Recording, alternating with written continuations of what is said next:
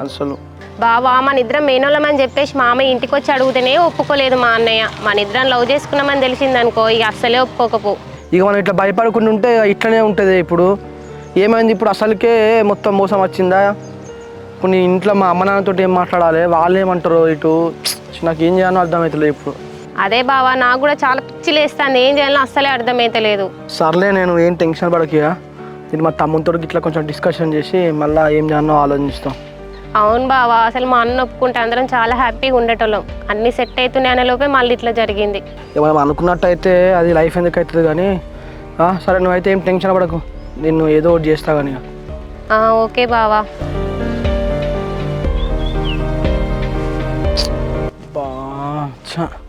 శివ ఒక్కడు ఒప్పుకుంటే కొంచెం రెండు కుటుంబాలు సంతోషంగా ఉందాం కావచ్చు అనుకుంటే, అమ్మ ఆయన ఒప్పుకోలే కదా. ఇప్పుడు ఏం చేయాలి?